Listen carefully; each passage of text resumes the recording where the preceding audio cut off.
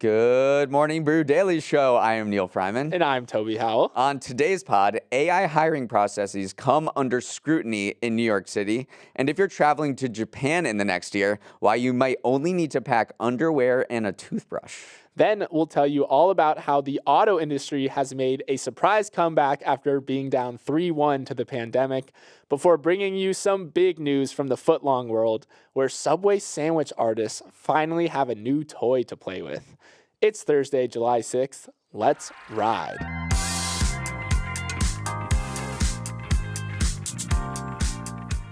All right, happy Threads Day, Toby.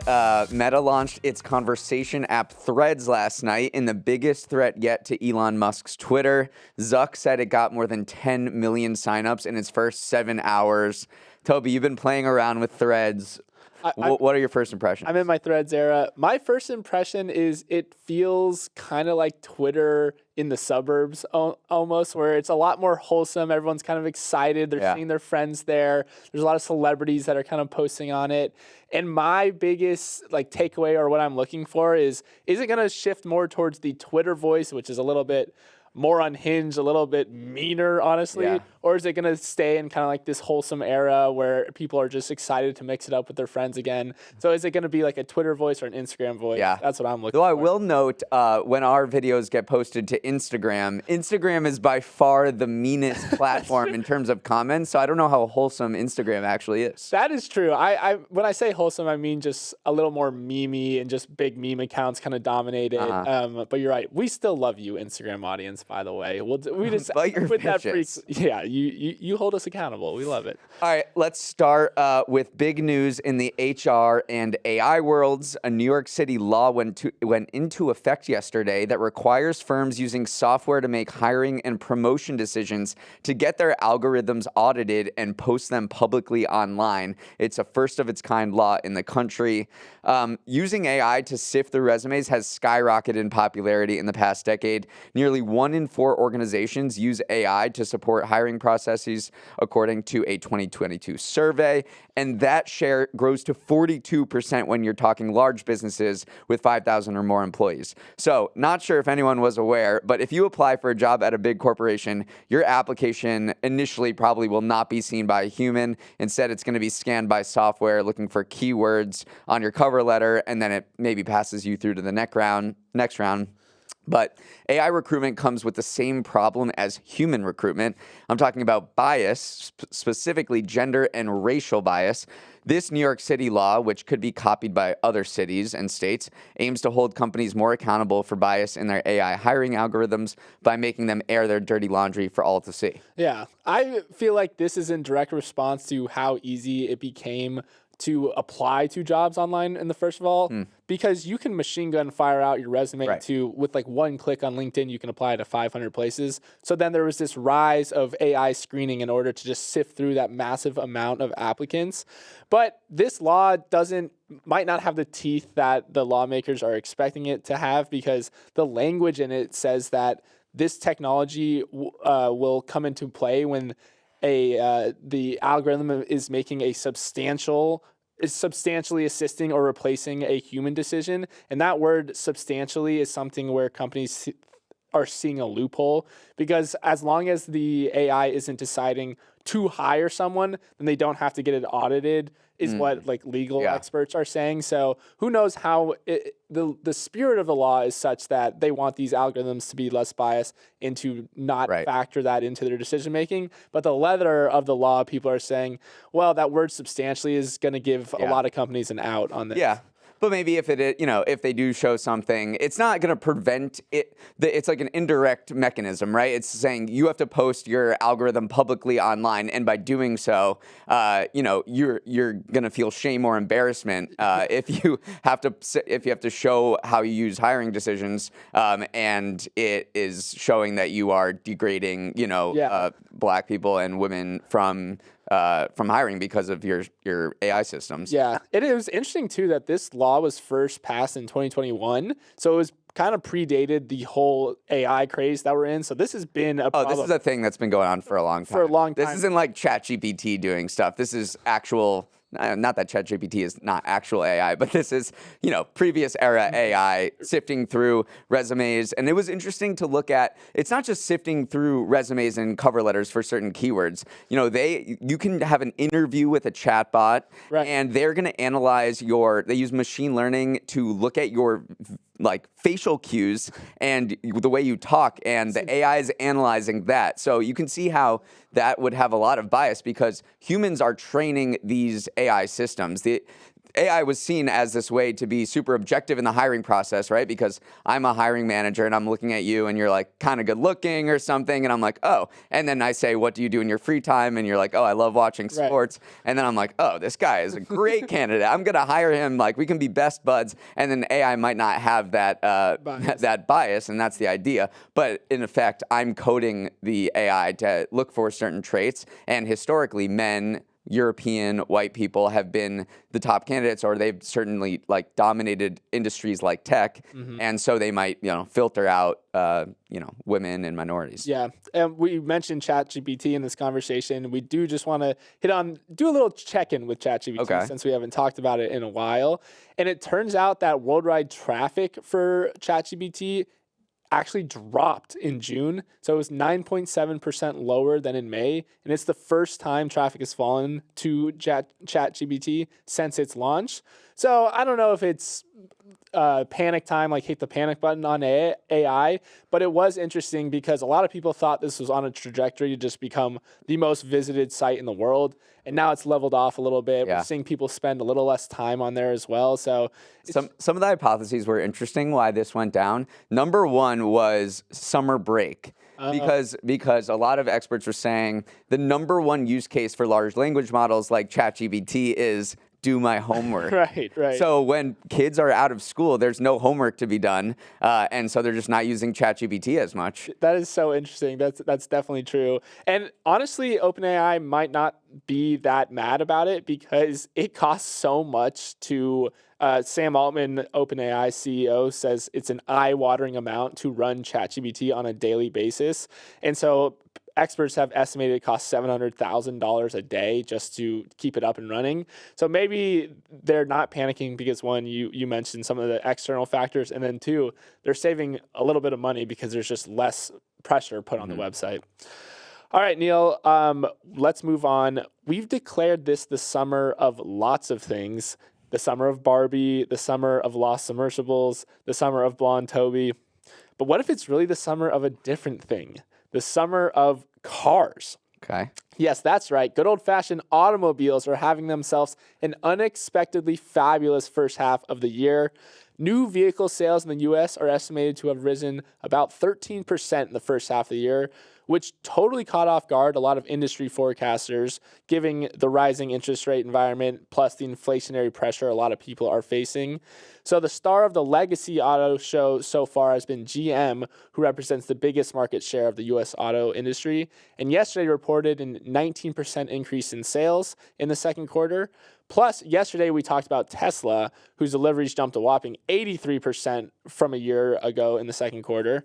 These are some pretty eye-popping numbers, and it seems like it's coming down to automakers finally figuring out their production and supply chain issues. Yeah, because during the pandemic, they couldn't get their chips, and people wanted to buy cars because they were flush with cash, and their cars were getting old. But automakers could just not make enough cars to deliver to people, and there were not as many models out there, so you would go to the dealer and they'd be like, yeah, this is literally all we got, we can't make anything more. So they're finally being able to make enough cars of a wide variety to meet the demand, and we're seeing it. It's pretty cool. Yeah, there's been auto industry experts are saying there's just been this huge flood of pent-up demand where people can finally buy the car that they wanted with the cash that they might have saved up. Earlier this year, the average age of a passenger vehicle on the road hit a record age of a record high of 12.5 years. So everyone's like, I got a real clunker here. There's a lot of mature lemons out there. Yes, they're like, my parents, my dad's car has almost 200,000 miles, and my mom's has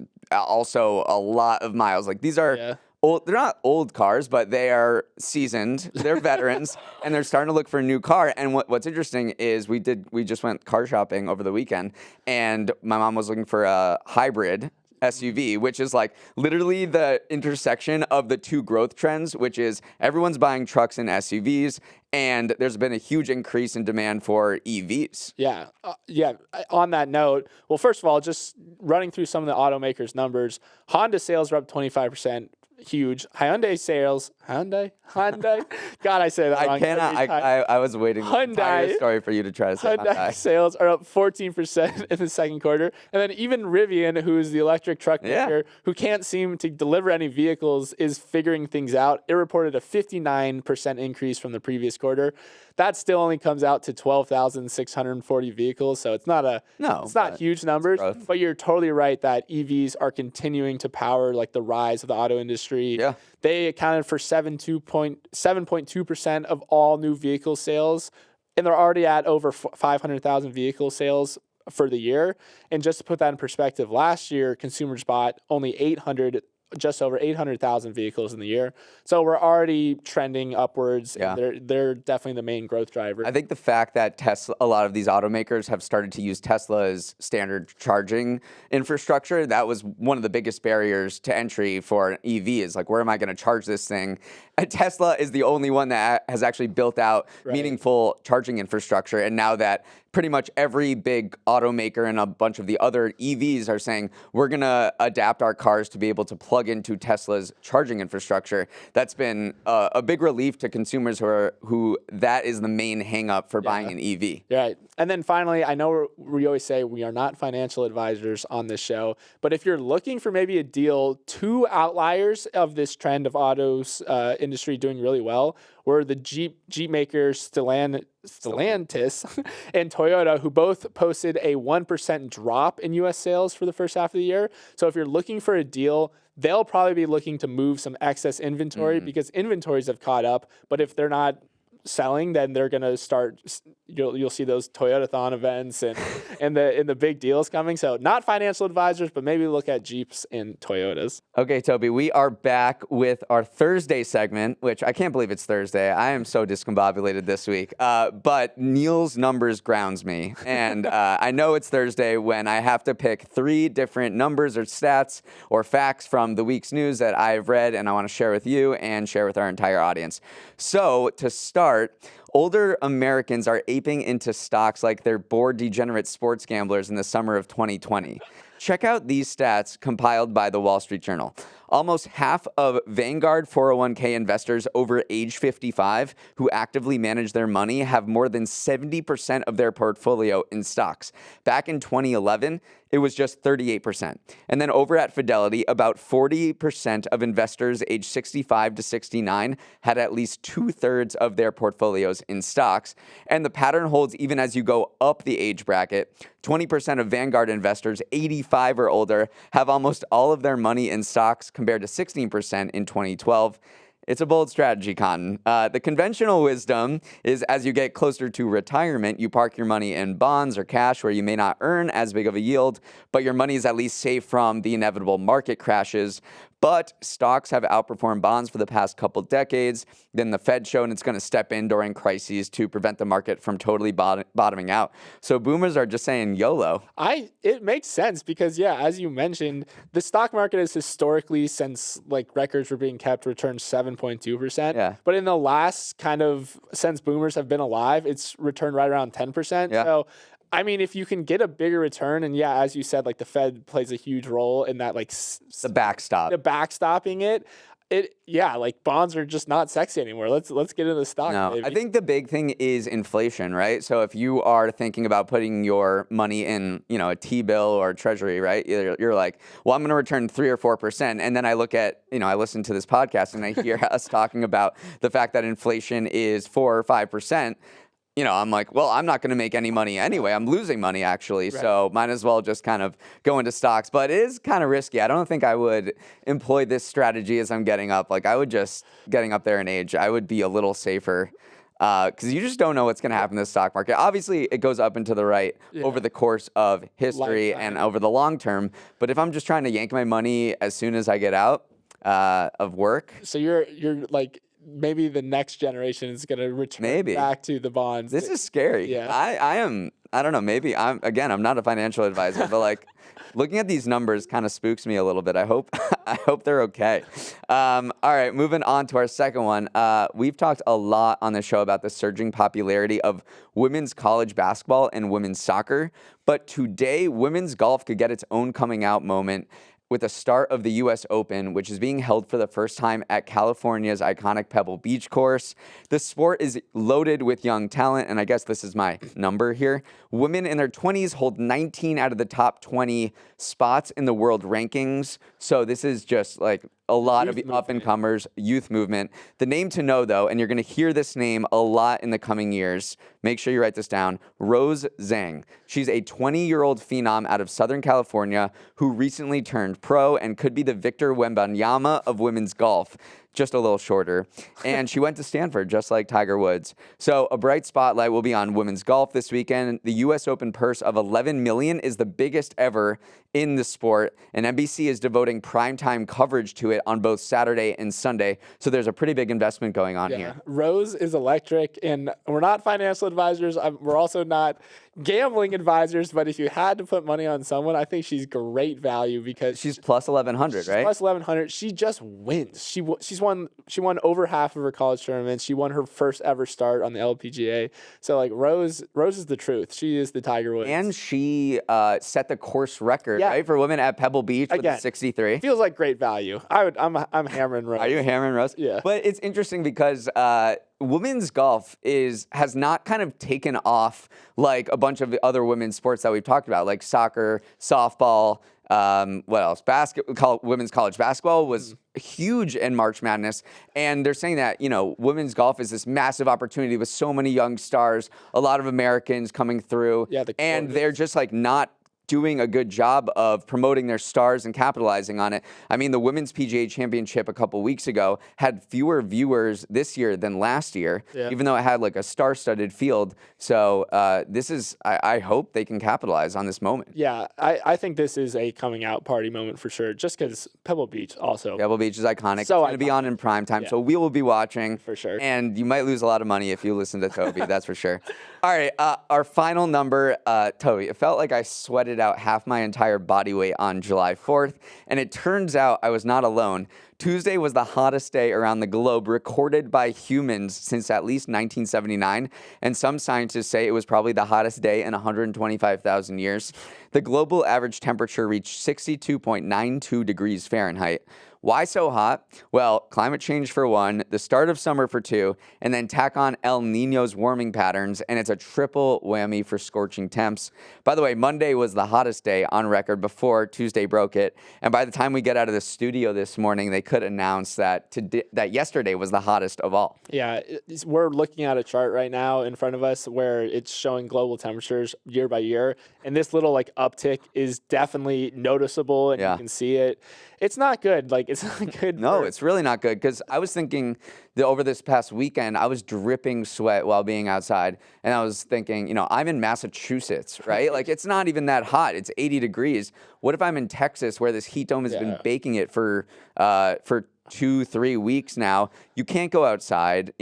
AC is humming like crazy. Our grid is strained. Yeah. It's kind of a little freaky. I know. And I'm a summer guy. I'm from Florida, but even it's a little too hot for me. And in China, there was a massive heat wave. Beijing has seen temps of over 95 for 9 straight days. Yeah. This is like a global phenomenon. The Antarctic is warming.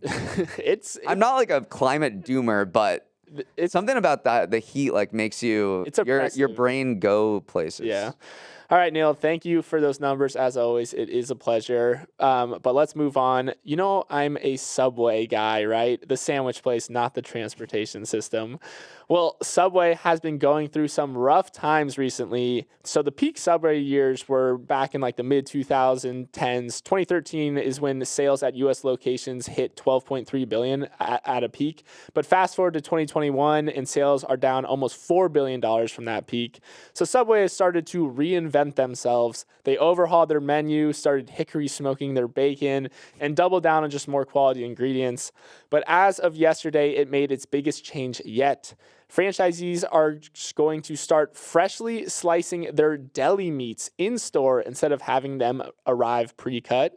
And so, Neal, as a proud and unwavering Subway supporter, I, for one, am extremely excited about this. But would it make you go to Subway more? I think That's the question. it's more just getting in line with kind of the industry standard because Jimmy John's, Jersey Mike's, even Firehouse is slicing their deli meat. And it just, See, I had no idea. And it doesn't matter to me. you're not as much of a sandwich connoisseur. What do you mean? I am the biggest sandwich connoisseur. I'm just saying I don't know that Jimmy John's and Jersey Mike's slice their meat in-house. Like, it is not a deciding factor for me when figuring out what sandwich place I'm going to go to. It's a huge deciding factor for me because when you go to Jersey Mike's, it is like paper thin, it layers nicely, it feels like you're actually eating a deli sandwich versus Subway. It's kind of like thicker, it's wetter, it's not arriving and feeling in that fresh way, which is so weird because Subway's whole thing is eat fresh. They wanted fresh ingredients, and yet they're bringing this like old gray looking like turkey meat. So it does not. Yeah, their turkey meat does not look good, but it's a big investment. Right. These things are so expensive. Each slicer costs $6,000,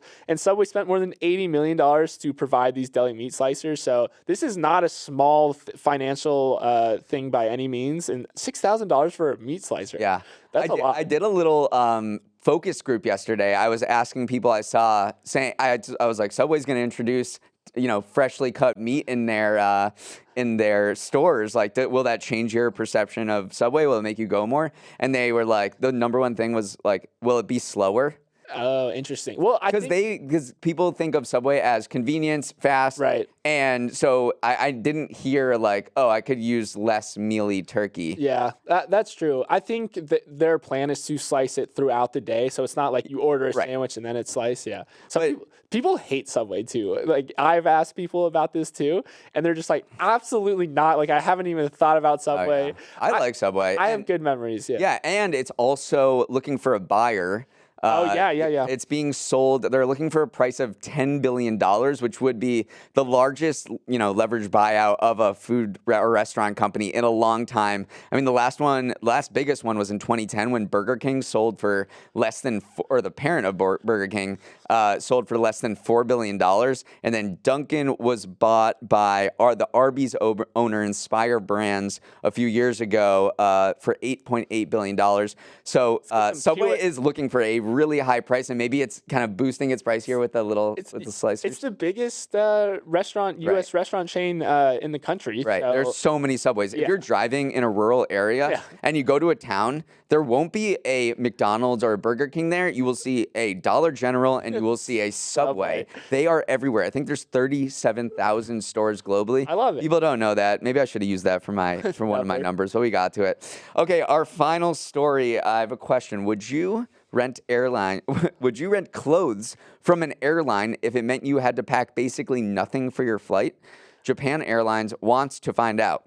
The carrier began a 14-month test yesterday that will allow passengers to rent clothes that will be delivered to their Airbnb or hotel when they arrive.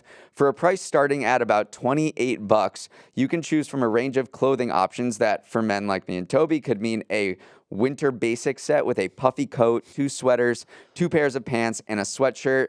But you could get more formal clothing if you were traveling for business. The idea behind this is environmental sustainability. The more weight that an airplane holds, the more carbon emissions it produces. The plane just needs to do more work when it's heavier. Japan Airlines says that foregoing about 22 pounds of luggage on a flight from New York to Tokyo could reduce carbon emissions by 16.5 pounds, which is the same as not using a hairdryer for 78 days. So if people decide not to bring any luggage on the plane because they're renting clothes from Japan Airlines, this could lead to meaningful emission savings. Yeah. But that's a big if. I think it comes down to 2 things on if consumers will actually adopt this. One, reliability.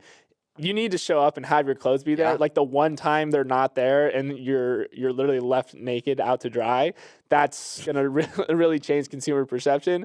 And then 2, the fashionability aspect, I think, is a big thing too. You don't want to wear clothes that are not in your style. You don't want to wear clothes that are ugly. So it does feel like a very meaningful opportunity for a Japanese retailer or someone to like partner with Japan Airlines to serve some fits, basically. It was a little surprising that they didn't launch with a retail partner. I think that would put some people at ease.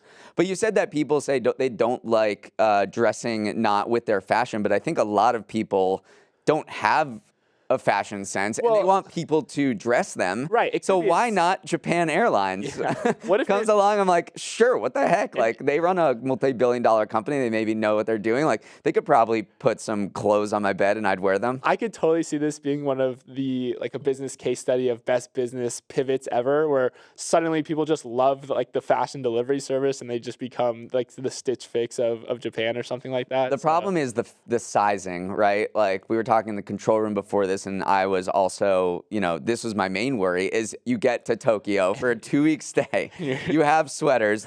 You're swimming in the sweaters because a small is a little different than the small you wear. You put on the pants, and you can't zip them up, and then you're like, well, I am totally screwed because I literally have a toothbrush, deodorant, and that is it. Yeah, I don't know. I love packing light, so this is definitely for someone like me. So this is real life. It'd be nice not to have to fight over overhead bin space, but it talking about the actual environmental sustainability aspect is interesting because airlines are trying to cut back. They account for 3.5% of all carbon emissions, so it's a pretty substantial amount. And then a lot of countries are kind of cracking down. Remember, France is outlawing domestic flights where you could take a train for 2 hours and get there, so you can't even take a plane. It dovetails very nicely with your warming stat from earlier. I know. So Japan Airlines, they're doing something about it. But apparently rental clothes is not necessarily the greenest thing because I'm wearing it, I'm giving it back to you, you're putting in the wash, you're using all of these materials, you're using a lot of carbon emissions just to, get it ready for the next person. So many angles to think about. No, it's a super interesting story. That is our show, though. We'll have to leave it right there.